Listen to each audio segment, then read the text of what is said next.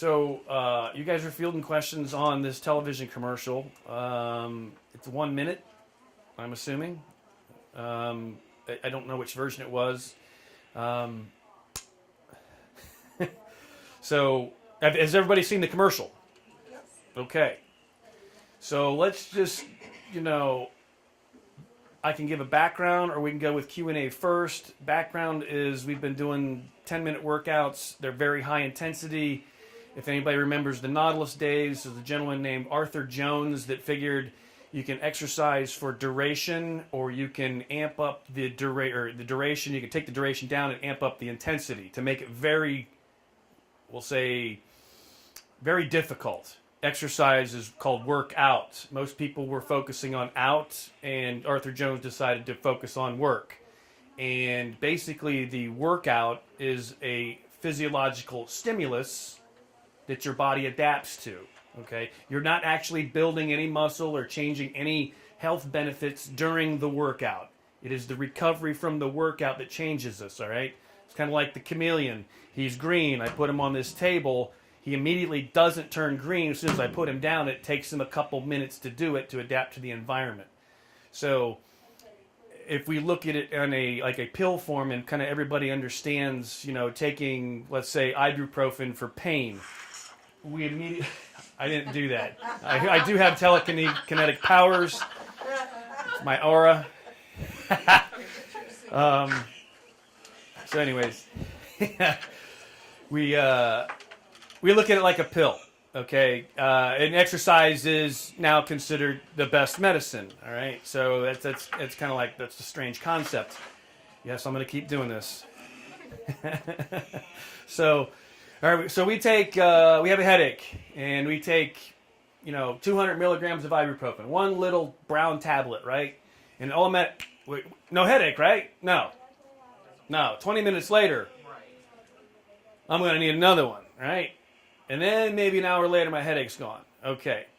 But what if we could take that tablet, turn it into a liquid, and absorb it immediately into the bloodstream, and it's 3 times as powerful because it's condensed? What do you think would happen then? Probably your headache would possibly go away in 10 minutes. Okay? So let's look at dosage concentration, dosage intensity, and how long you're absorbing this stimulus, the drug. All right? Exercise is just like that, and that's how we're looking at it these days. So you're going to get, one of your biggest questions is people are like, and they may use this verbiage, how the hell are you you're losing all this weight from 10 minutes of work? All right? Right. You guys all have that question, right? All right. So it doesn't matter how big the pill is, right? All right. Does it matter how many you take, or does the concentration matter? The concentration matters. Okay. So we're realizing that 10 minutes of super intense activity, and this workout is supposed to be like that. This is no fluffy walk on the treadmill. This is, my biggest concern, and it always has been with these high intensity, short duration workouts, is the capacity to have a heart attack.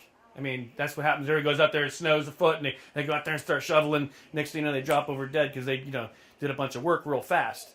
So, you can OD. If you OD'd on exercise, it'd be pretty tough. Your body's pretty smart. So you just stop. Usually you lose brain blood pressure, and you kind of get dizzy, and you start hyperventilating. You kind of sit down, and you're fine. So that's the worst case scenario. So long story short, we're looking at exercise as the stimulatory effect. It's not really getting on the treadmill and slogging out, walking on the treadmill for miles. All right, that's a very low dose, long duration type of application for the exercise medicine coming in. So I think this is going to be your biggest, in my opinion, because everybody, I've been doing this for a long enough time, that's going to be your big question. It's going to be all framed around how is it that you can do this only 10 minutes and get these amazing benefits, all right? But when you, like you said, you go in the pharmaceutical drug, you got this giant headache. Do you need a giant pill? No, it doesn't matter what size the pill is, does it? All right. So we're looking at that dosage, intensity, frequency thing. So whether they do it, I think the next one they're going to get should I do all the workouts back to back, an hour's worth of workout, 5 workouts, or should I spread them out? Our particular study that we did here, we did them 5 days a week, 10 minutes a day, and that's actually, we'll call it structure function claims, which means those are the results we got from a daily, say output of being in these, we'll say, exposure to this exercise stimulus. Which is better? The weights are not the weights. What's the difference? Okay, there's only so many things you can do with your body to create forces. Okay, basically, the exercise is based on this premises. I can lift this, and X amount of muscle is contracting to lift this. What do you say? It weighs about 3-4 ounces. Okay, but if I had 3 pounds in my arm, more of the muscle, I could still do it, but more muscle fibers are contracting. If I had 30 pounds in there, a lot more, right? At a certain point in time, the weight is going to actually overcome my capacity. I could sit there and do this probably until you guys left this afternoon, and I'd still keep going all week and never stop. So that's the duration aspect. So we're getting minimal effect from it.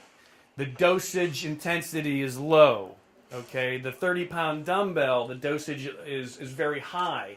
So we get a really, really sharp spike from the response. All right, so now we're looking at how often do I need this stimulus? I think if you did all 5 of them straight,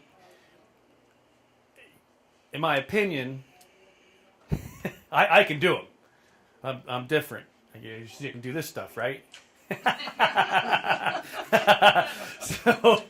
So even so, doing and Brandon has watched me do an hour workout with 10-minute workouts in there, right, Brandon? Yep. And at my level, I can deal with them, but they beat me up pretty good. I was sore for 2 days, so they're going to ask you that. What's better? Better. I would say, we'll say frequent doses spread out are probably better. If you were going to medicate yourself, would you take the whole bottle of aspirin or ibuprofen? Well, I'm not going to take all of these because I might have a headache next week. Right? That sounds, you could do that. It's not recommended. So I would say recommended would be, spreading them out every day, doing something. As a matter of fact, that is probably one of my number one top 10 pieces of advice for fitness. Do something every day to stimulate the body. All right. So we're talking about muscle. You're also going to get, this is probably going to be a dumb question. Who knows the difference between aerobic training and anaerobic training? We've got walking, biking, swimming, all types of long duration types of things, hiking, okay, things like that. And then we've got weight training, okay, strength training, where it's super difficult and unsustainable. All right, so we've got this spectrum here. Like you can do this, forever, and this one over here, we can only do it for 10 minutes.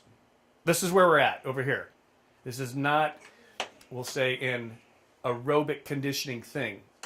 It does have components, however, to increase your aerobic capacity, though, which is interesting. For the longest period of time, and I've never understood it as such, there's usually the aerobic trainers. You see everybody go in the gym, they're walking on the treadmills, they're riding the bike, they're doing the stepper, all those types of equipment, all right, like that. And then you'll go over there and you see all the guys making grunting noises and whatever that are all big and sweaty, and they're using all the weights.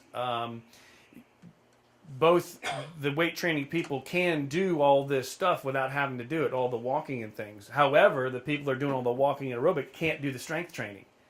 So I've always understood it as such that with every exercise program, especially strength training, if you're doing it fast enough, if you took your heart rate during this 10 minutes, it's going to be up there. Probably more than you're going to be doing riding the bike or walking or anything like that.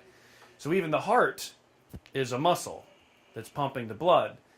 And the interesting thing that is now changing the textbooks, another thing is I'll use an analogy. You go out in your car, you start your car, you just tap on the gas pedal a little bit, and you can hear the engine start revving, right? 2,000, 3,000 RPM.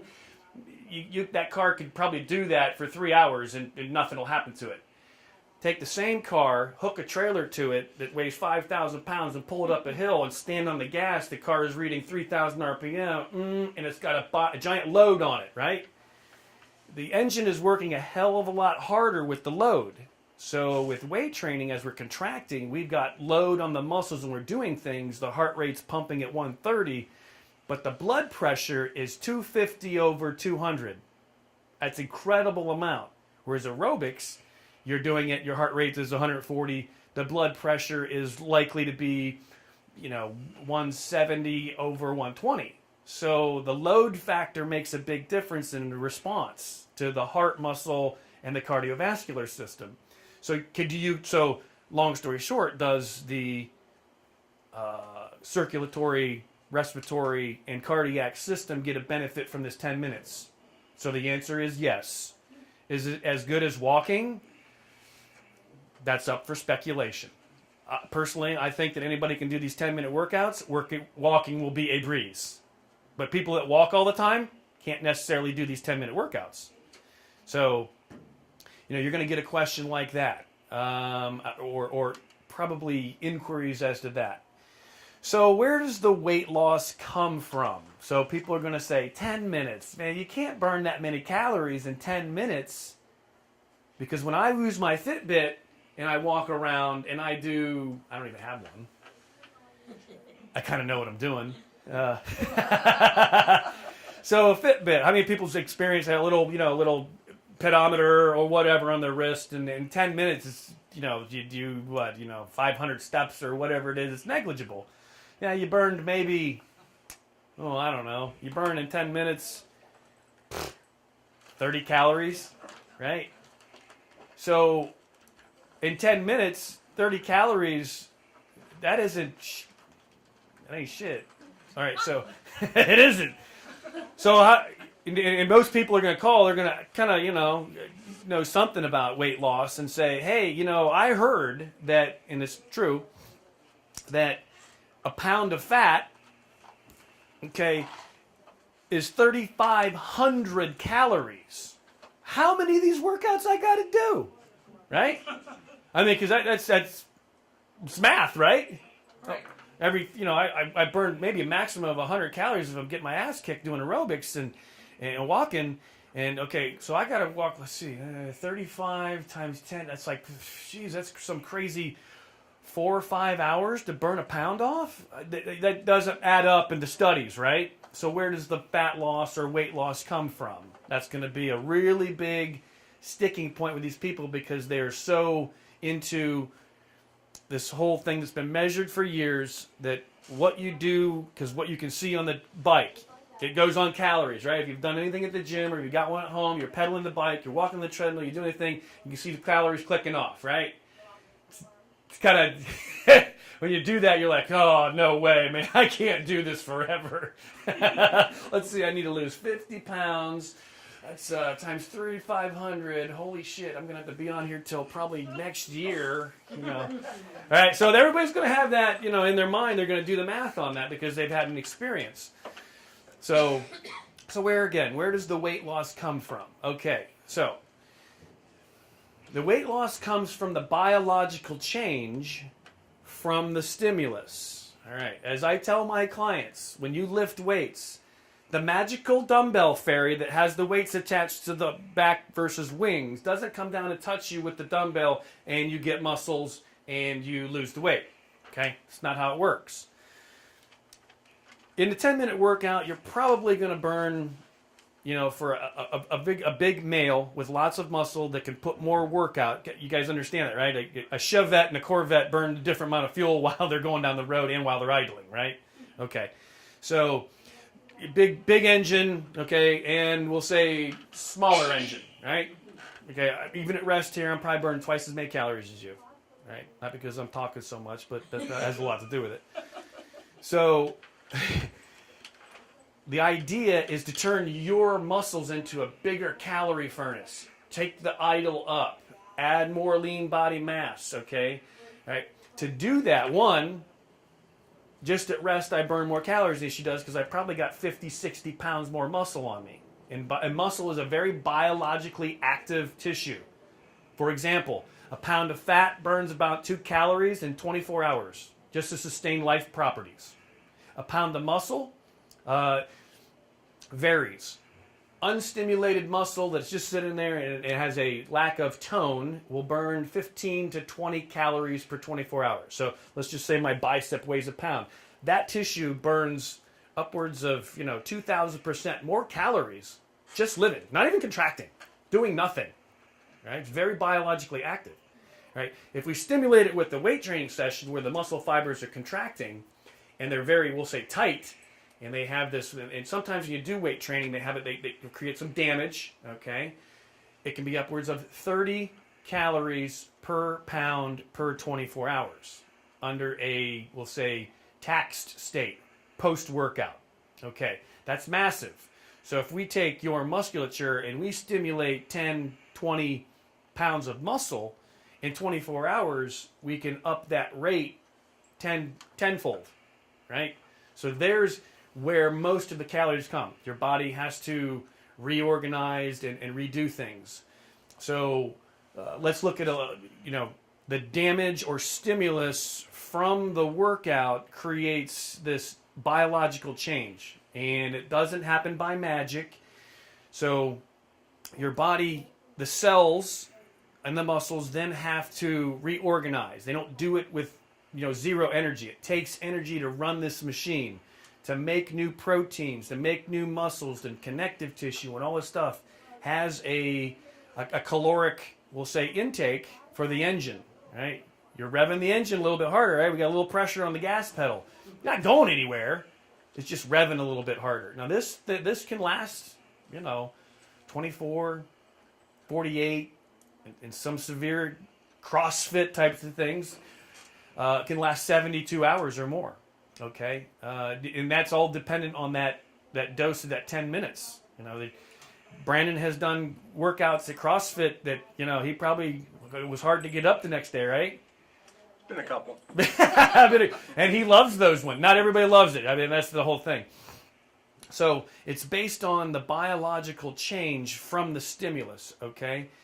Now, the other thing that we're finding out in the textbooks now, you probably won't get any questions on this particular topic, but not only are the muscles changing, but the muscles are sending out over 100 of these little proteins that are like hormones. Anybody know what hormones are? Hormones are like, testosterone, estrogen, estradiol. Okay, they're actually the chemical messengers that are, hypothalamus is, growth hormone and all things like that. Well, the muscles are putting out these little new hormones that we're finding, and they're changing your skin.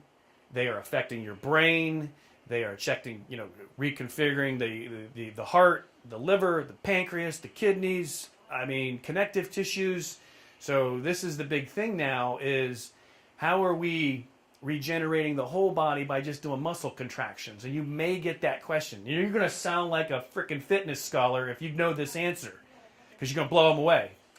Because this is all new stuff that's changing. Like I was telling her, all changing the textbooks. Okay, and this has the capacity to just muscular contractions to elicit these little chemicals, and they go all through the body, and my hair gets thicker, and my eyes get better, and your whole body is regenerated from all of these messengers going through the body from working out. Okay, so that's why we're calling, exercise the best medicine now, because of the fact that we didn't know the muscles were doing this. We had an idea that it was doing it, and people that exercised for years and years and years, they look totally different. They look so much younger. They couldn't figure out what it was. Well, now we know what it is. So now we're really making this push, and we really don't say it, on TV, but, it could be something that, as far as your information is concerned, will convince the consumer that, look, it isn't just 10 minutes. The 10 minutes are doing one of two things. It's making the muscle burn more calories for 48 hours, and the stimulatory effect of its, and there's a word for it called secretagogue capacity to secrete all these little hormone-like things. Now, instead of your muscles just changing, everything is changing. And it doesn't happen from the magic muscle fairy either. So your body has to take these calories in or liberate calories from the deposits and drain the gas tank to drive these chemical reactions. All right? So that's how this 10 minutes works. It is the stimulatory effect. A good analogy I've used for years is if we've got this block of granite and we're going to make a statue out of it, okay, of a person's body, and it's exactly what you want to look like, I can give you two tools. I can give you this hammer and chisel, all right, or I can give you this roll of sandpaper, all right. Now, I'm going to take wax at this thing, and it's going to massively knock big hunks off of it. It takes lots of high-intensity movement to do that, or I can do this.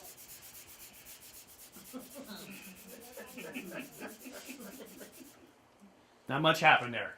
Okay, so the 10 minutes is akin to hitting this thing hard and changing it versus walking on the treadmill. All right? So if you were going to do a job, which tools would you pick? The hammer and chisel every time. Everybody does it. So usually that's a really good convincing point of having these, without getting very scientific like I was 5 minutes ago, to using we'll say, an analogy of the hammer and chisel versus the sandpaper. For 50 years now, we've always relied on sandpaper, and it's not getting us anywhere. If we go into the gym and we really look at people, go into the gym that has... this section over here, got the TVs across the wall. There's 20 TVs, and everybody's over there chugging along on the treadmills and the bikes and this, that, and the other. Okay, over here we have a bunch of machines that people are doing a bunch of weight training on, okay? And we have over here a bunch of free weights. Now, okay, these people over here, they're losing a bunch of weight, right? Are they? They don't seem to be, but they're doing something. You got people over here doing the machines. They're kind of like, well, we don't know what the hell we're doing. We're using the free weights, but we're going to use the machines because I hear strength training is good for you. Well, so I'm going to do it. And you got these guys over here, and they look like animals, right? They're lean, they're mean, they got big muscles, and they look very aggressive, okay? They're not in here for weight loss. Okay, so where's the best weight loss scenario? It's over here. But everybody has been taught that by doing a bunch of movement, I'll lose a bunch of weight. All right. So weight is not really determined by what you're doing, per se, for a long period of time. It's more how your body is, we'll say, reacting to the stimulus. And our body reacts and changes, not from the workout. It changes from the hormones and the messengers that tell our body to change. That's where all the calorie burning happens. The transformation creates this change. Right? Bodybuilders, huge muscles, massive caloric burning entities. All right, you guys probably take in anywhere from 1,500 to 2,500, maybe 3,500 calories. That's a lot. I mean, I don't even take that many in. But I've known bodybuilders, and so does Brandon. We had a crazy guy here for many years. You guys probably know him, Dave Dirth. Some of these guys are taking in, oh boy, yeah, 6,000 calories a day. That's more than you guys eat in 3 days.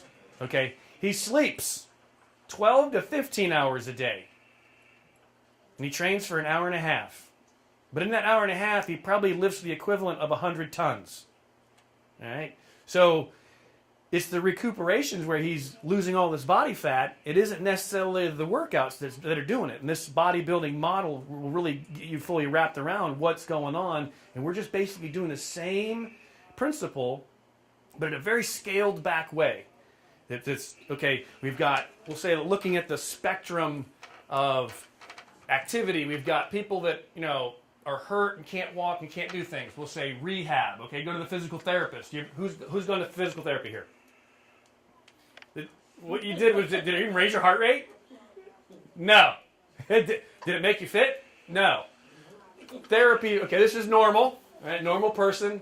Therapy's over here, okay? And usually these people are hurt, surgeries, hip replacements, back surgeries, blah, blah, blah, blah, blah. And the therapy is to get you back to normal, okay? We're hovering right here as an entry-level thing, and this would say where I'm at a high level of fitness, okay? So we're trying to get people to go this direction.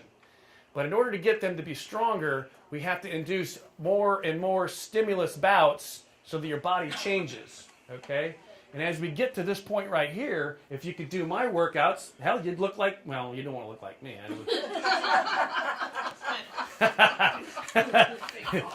These do sag too. So here's what we're doing. We're not doing therapy, but we're above average and trying to do something. Okay, we're always trying to do something you can't do. So when people, you're probably going to ask, well, you're going to tell them these workouts are hard. You're like, well, how hard are they? Well, you're not going to tell them, well, they're almost ready to, what's the famous saying, I think Nietzsche, what doesn't kill you makes you stronger. Okay, just below that, all right?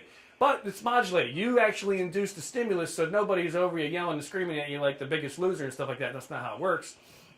I've never done that. I'm a horde by that. So, we're looking at trying to push yourself to a new level. It's not what you can do, it's what you try to do. So, that's what most people aren't even trying to do this. So introducing a body weight workout or some slight tools, okay, to eventually getting into a much higher level as you go through it. So you don't try to do this one first. This one's going to give you a negative effect. I mean, you're going to do this workout, you're going to hate it. You can't walk for 3 days. Are you going to go back to wanting to do this? No. So we try to get them in here. After they can do this and they become accustomed to it, we take them to this level. It becomes difficult. And after they can do this, we get them to this level. So eventually, that's why we've got, levels of the program. What levels should I be doing? That might be a really good question, right? They're probably going to see this television commercial, and they're like, is this for me? Okay, it can, in my opinion, anybody can do it. It's all based on how big the weights are and how many repetitions you do and what you try to do. Obviously, if you try to get through it as quickly as possible and do it, if you crunch the time from 10 minutes to 8 minutes, it's going to be significantly harder.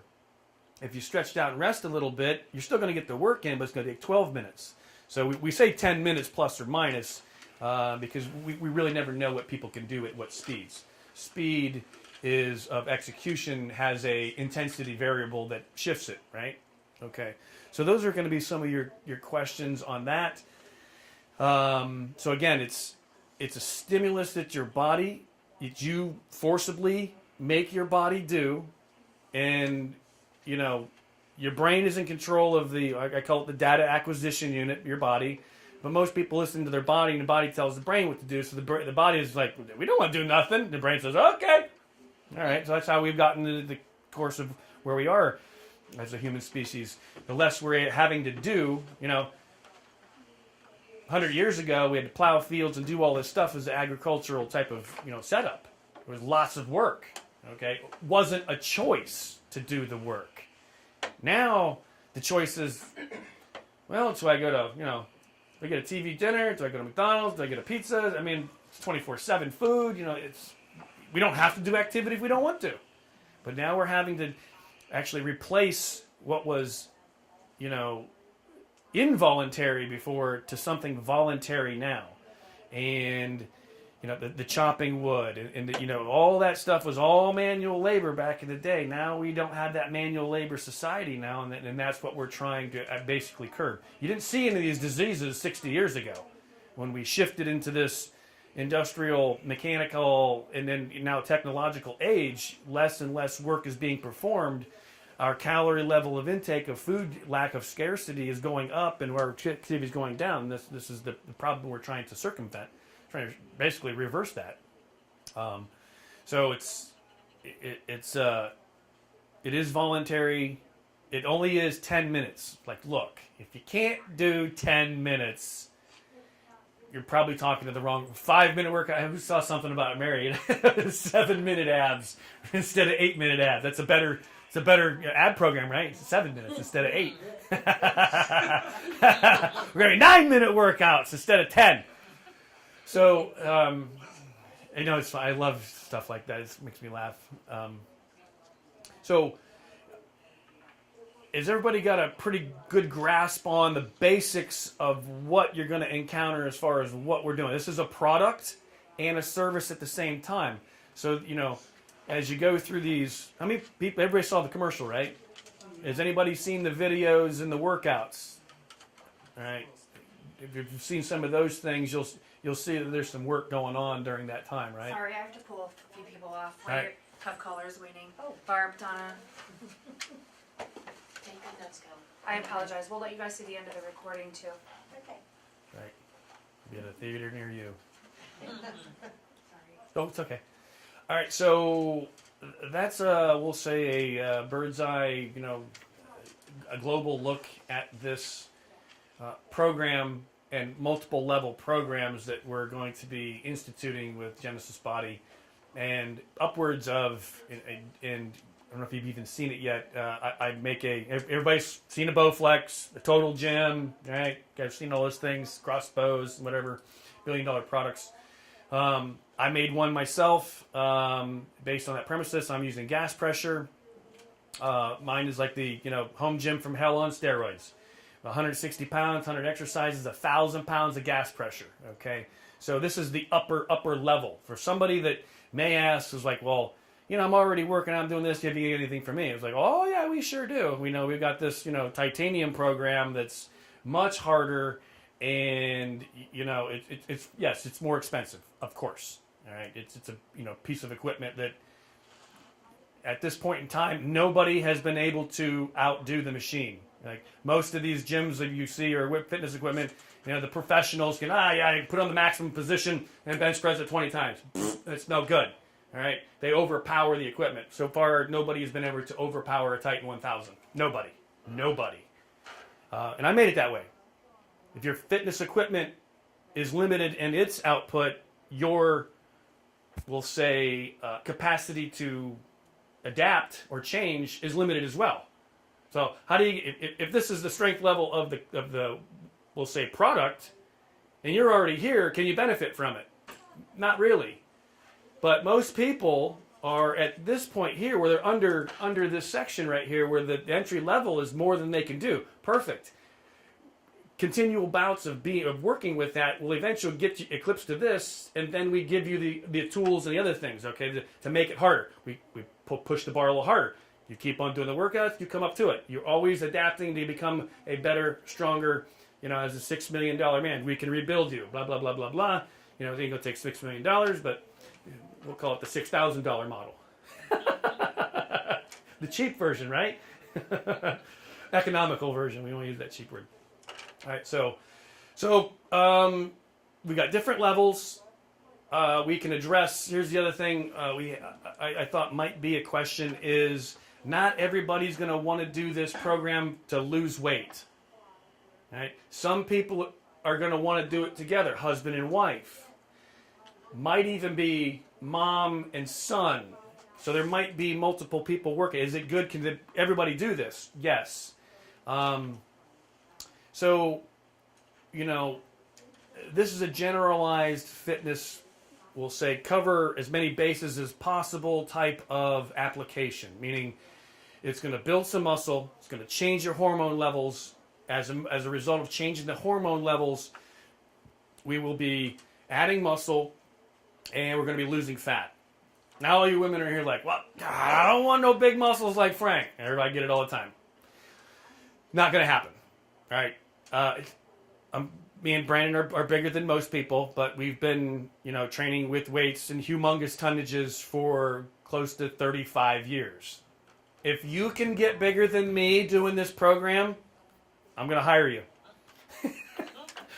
You're my new trainer because you know something that I don't know. What we need to know is how much is he going to pay? Right, yeah. If you can do what I did in 30 years and you can do it in 6 months, that piece of information would probably be worth a couple $1 million, by the way. It would be. Hey Frank, can we cover a little bit? And gals, you probably already are feeling what's going to be apropos. But some questions that the customers, from what you've heard so far, what are some of the questions you think you can already answer? Right. You're the consumer. You're watching this. What's your question? Because pretty much, as I'm looking in here, I'm going to say, 60, 70% of the people calling in are probably going to be your peers. Right? All right. Shoot. I got answers. I don't know what the questions are, though. Well, Say it's good for weight loss? It's good for weight loss. Right. Good.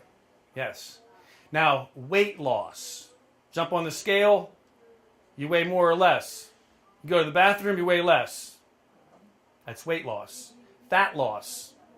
Now there's a really important question defining whether it's weight loss or fat loss. Okay. Landmark study. Dr. Wayne L. Westcott just released this 3 months ago, and this knocked this whole thing on its head. They did this study. They had one group doing the walking stuff, right? They walked for an hour. I think it was 5 days a week, right? Weighed all these people, right? Group B did resistance training, like what we're doing. It was only a half an hour, so it's half the time, okay? And then they took a weight training group and added a diet that had a little bit more protein to it. All right. Now, in 6 months, the people that did the aerobic training lost the most amount of weight. It was like, I think it was like 12 pounds of weight, body weight. The resistance training group lost a lot of weight as well, but only lost, I think, 8 pounds of weight. The group that did the weight training plus protein lost the least amount of weight. But when they went back and they did body composition measurements, it was all flipped. Interestingly, the people that did the aerobic training lost the most amount of muscle as weight. And we don't want that, because long term, that doesn't, the muscle, the fat is, the muscles are feeding off the fat. So if we lose muscle, we burn less fat in the long run. So at 6 months, it looked okay, as normal.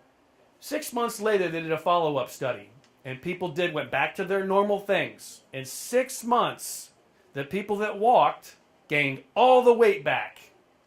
All of it. The people that did the weight training gained a little bit of the weight loss back. The people that stuck with the diet and did the training like that kept the weight off. Why? The hormones changed and the body composition changed. So the fat loss over the year period, the weight training group with the higher protein diet lost more fat. Is that what we want? We want fat loss, right? We don't want muscle loss. So let's talk about, okay, weight loss is a combination of what goes on the scale. Fat loss is, you take skin fold calipers and stuff like that and see body composition change. That's a bigger determinant whether you will be successful in the long run. Everybody is so concerned with standing on that scale and seeing a number. And that is not a definitive, we'll say, data marker of your health. The better one would be weighing you in a tub of water and seeing how much fat you have versus how much, we'll say, muscle you have. Also, it has been determined that muscle mass is a vital sign now. They're considering it, like blood pressure and blood lipids and heart rate and blood, okay, how much muscle you got. People that have more muscle survive cancer or don't even get cancer. They survive cancer, heart disease, Alzheimer's, Parkinson's, dementia, diabetes, all dependent on muscle mass. So which therapy would you be more interested in if you wanted to lose weight or keep muscle, gain muscle, burn fat? So the benefit not only is that number on the scale and down the line, it is really how our body composition changes so that we're healthier to do shit down the road and how long we will live. Okay? Who cares if you lost 100 pounds if you're dead in 10 years? Nobody's caring. Okay, I'm a customer. Yeah. And I say to you, I'm taking a look at this Genesis Body package. What am I getting? Okay, it's $250. Mm-hmm. Okay. What am I getting in that package? Why is that package? I'm getting some soft weights, getting a kettlebell, okay, and I'm getting some instructions. Right. How's that equate to $250?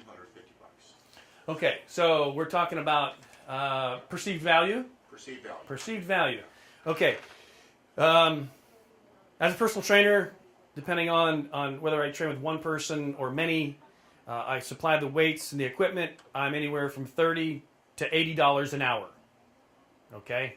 So you're getting the knowledge and programming of a personal trainer, which you would have to learn let's just say it's 5 hours worth of programming. So that's, how much is that? That's $200 right there, right?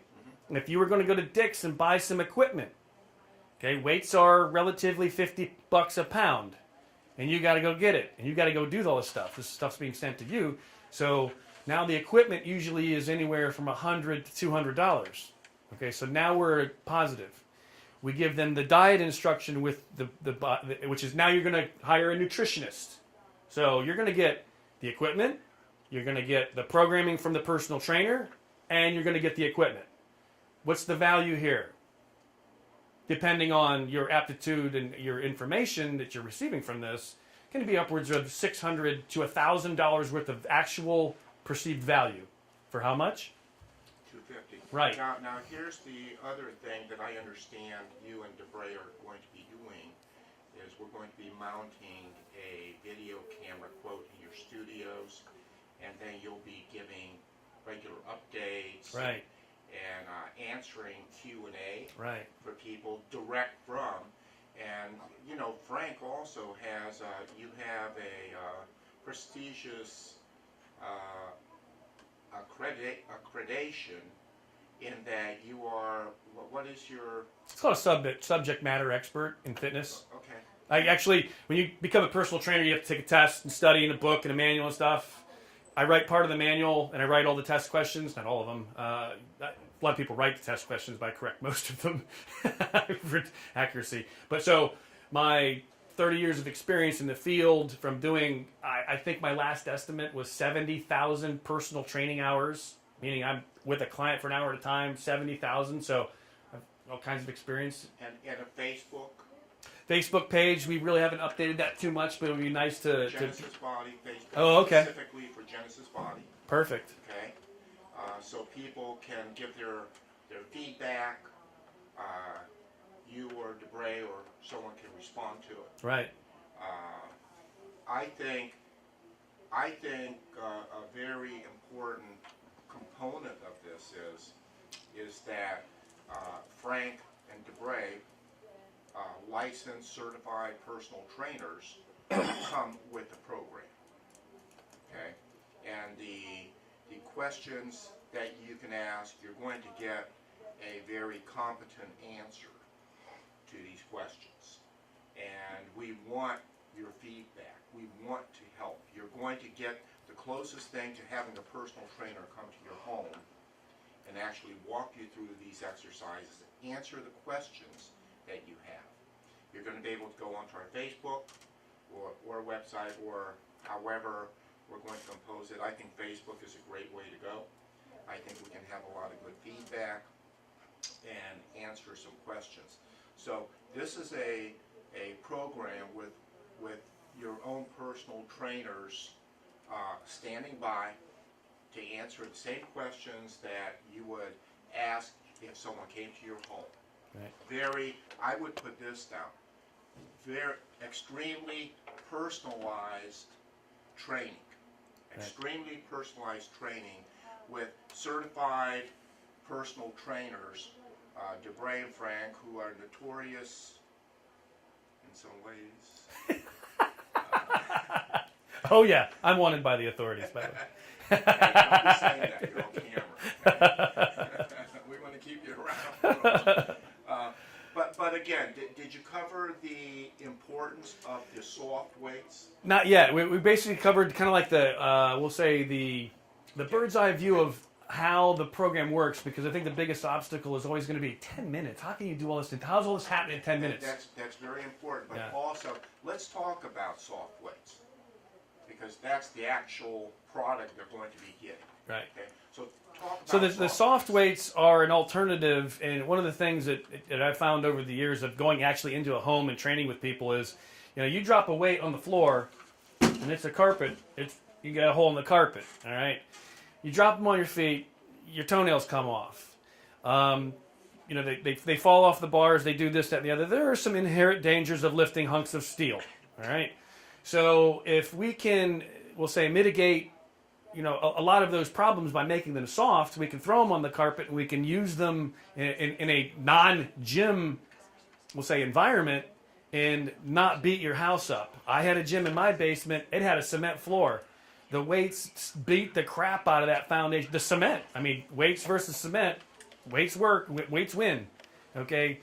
So, now we can start using these tools on, we'll say, different things. So the other benefit of them is the capacity of these soft weights to adjust. So day one, you do an exercise, you can do 10 reps with it. You go through this workout a couple times, 10 reps is easy. Your body is adapted and changing. Okay? So traditionally, you add 5 pounds. Well, okay, if I put 5 pounds, I can't even do 2. So I go back to the other weight. Well, with the soft weights, we can incrementally change these things at 1 pound intervals. So we can gradually take up the intensity without causing large spikes of overload. Meaning, most people, when they get to 6 or 7 reps and they can't do 8, they get all upset. They didn't complete the 10 repetitions. Oh, that's bad. No, what was the goal? The goal was to exhaust the muscular power in X amount of reps. Okay? If you did 7 and you couldn't get 8, would you say that was 100% effort? Of course. If you did 10, I could do more, but I don't. Was it 100%? No. So here's again, we've talked about that prescription-like dosage level, right? I'm actually getting a higher dosage by not even completing the set. So there's a big thing. It's like, well, how do I know when to change? Well, as I always tell people, if you can do 20, you need more weight. If you can't do 6, you need to take some off. So the weights and reps are always going to be fluctuating. Hopefully, over a period of time of months, you'll see your progress doing this. Okay? Train, recover, train, recover, train, recover. Net effect, more muscle mass, less fat. Okay, here's our composition change now. Now we've got more muscle than fat. Before we had more fat than muscle. Okay, so we see this change in gradient. Okay, so it's having to be able to continually stimulate the body because it adapts. Stimulate, adapt, and it's an upward trend. It's a spiraling syndrome that goes up. If we sit around and do nothing, we get this syndrome that does this. This is the problem we're having today. Okay? So now we spiraled so much. Remember, this is normal, right? Everybody's on this side of the curve now. CDC just reported 40% of the people in the United States are obese. Not overweight, obese.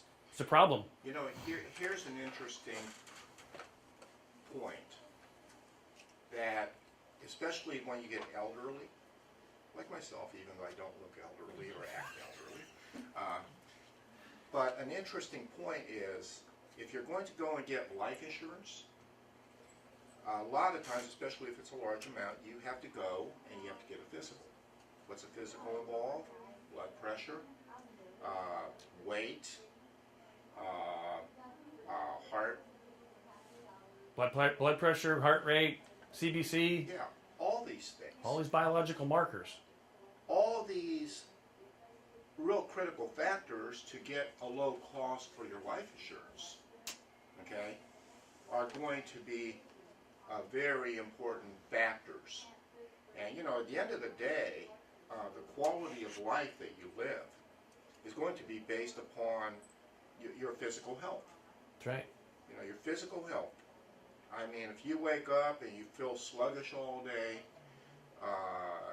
your creativity from a business standpoint, just in how you feel, how, guys at my age, how we can spend time with our grandkids, which is very important to me, and that sort of thing. So these are all the built-in factors. One of the main reasons I wanted Frank to come in and actually talk to the customer service folks is I want you to realize how truly very valuable. I don't think, the one thing everyone always said, the old fabled comments is, if you lose your health, you've lost everything. And a person would give all of their millions to be healthy again. And the better health starts today, and it starts with having a program that is doable. A goal is better than your best, but believable. It starts today, and it starts with a complete package, including what you exercise with, and most importantly, the certified personal trainer's overview that this package has been put together with. That represents a tremendous amount of value and encouragement. The one thing, if I can suggest too, Frank, I would like to include in the package, just thoughts coming to me as we're talking, is even score sheets. Sure. Milestones, goal setting. Yes. Absolutely. That's a big Hey, one. And you we know what need you to- tell these people? It's like, hey, I'm glad you're calling today because I wanna the first create rule of that. success is show up. That's right. You made the call. Right. You're already successful. You know, that's one of the big things with people. Well, you know what, we could just keep going, but these are, I hope this has been helpful. Our phones are coming off the hook, and lots of classic heaters are being sold and climaters, so we're going to need you beautiful ladies to get back in there and bring in the money, okay? So, any questions you have, I'll be around. Write down any questions you have. As the program starts, please give us feedback. Right. You know, we're going to start running these things. We're going to start seeing some, you're going to start fielding some probably very categorized questions. That's right. And that's good. I mean, like I said, I don't know what these questions are going to be. I kind of gave you an overview of what my experiences were with people asking me questions on a personal level because it's no holds barred when people ask me questions. So write them down. We'll probably, start putting them into an FAQ. Okay. I good. think once we take that FAQ, what we could do, put it on the site or on Facebook, Absolutely. and then Absolutely. you These could are- refer them the to that more- site. The more interaction we can have with people, the more valuable this whole program is going to be. So let's give Frank a big hand. shall we? Yay!